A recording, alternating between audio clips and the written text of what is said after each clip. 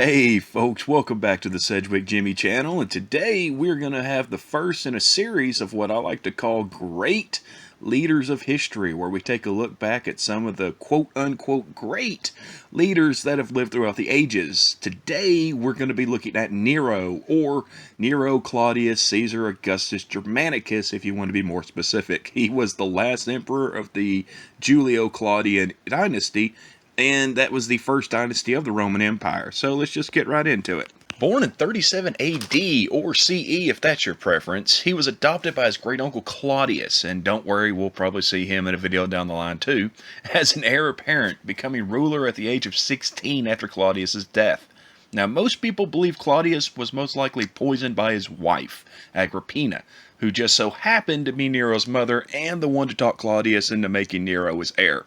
She also replaced tutors for the other possible heir, Britannicus, and had people replaced in rather advantageous positions to be more loyal to her and Nero. So basically, yeah, pretty much just normal Roman politics. His reign lasted 13 years and 8 months from 54 to 68 AD, and Agrippina was rather important to his early reign. She had intentions of ruling through him, which she allowed for a time. However, eventually a divide started to grow between them, mostly because he wanted to be his own ruler, and she didn't want him to be his own ruler. She threatened to side with his rival Britannicus, and Britannicus was promptly poisoned. She began to grow closer to Nero's wife, which led Nero to have Agrippina exiled from the palace. Not long after, Nero gave the order to have her executed. Yes, Nero had his own mother executed. Up to that point, Nero's behavior had been on a slippery slope, but after Agrippina's death, things got a lot worse. Due to having multiple affairs, he grew tired of his wife Octavia, soon divorcing and banishing her. The public wasn't really very happy about this, as she was relatively popular amongst them, but Nero had an interesting idea where he just trumped up some adultery charges and had her executed. He then married Pythagoras, no, not the theorem guy, in a ceremony where Nero took the role of the bride. This brings us to the Great Fire of Rome in 64 AD, a fire that raged for nearly 2 weeks and destroyed 3 of the 14 city districts and caused massive damage to 7 of the others. Nero, by the way, didn't fiddle while Rome was burned. The fiddle hadn't been created yet. It didn't exist. So if anything, it would have been a liar. Either way, after the fire, he opened his palace to those who needed shelter and paid out of his own pocket for relief efforts.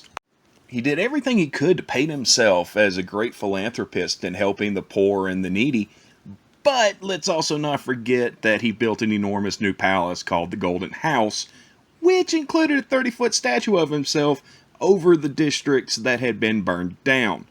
Many believe Nero actually had the fire set in order to build this new palace, or pretty much every scholar at the time believed this. Nero blamed the fire on some crazy religious sects called the Christians, and had quite a few of them executed, sometimes with wild animals, but other times by burning them alive. There are many unproven reports that the gardens of his new golden house were lit at night by burning Christians, though, like I said, these are unproven.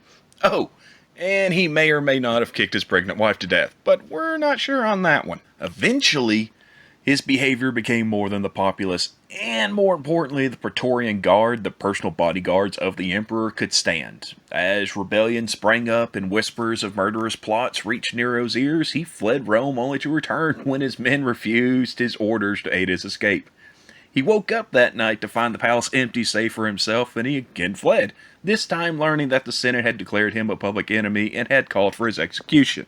This, by the way, wasn't true. The Senate actually wanted to keep him alive and find compromises with him, seeing as he was the last part of the Julio-Claudian dynasty. Nero didn't know this and attempted to commit suicide, only to find that he couldn't go through with it, and had his private secretary inflict the blow instead. The secretary was eventually executed for this. As you could tell, they were kind of big on execution. And with Nero's death, the dynasty came to an end, and of course, as could be expected, civil war began, leading to the year of the 4 emperors before things settled back down with the establishment of a new dynasty. And that's just going to about do it for this episode. But if you liked it, why don't you give it a like? If you want to see more, why don't you give us a subscribe? And come on back here for more Sedgwick Jimmy. Come check it out.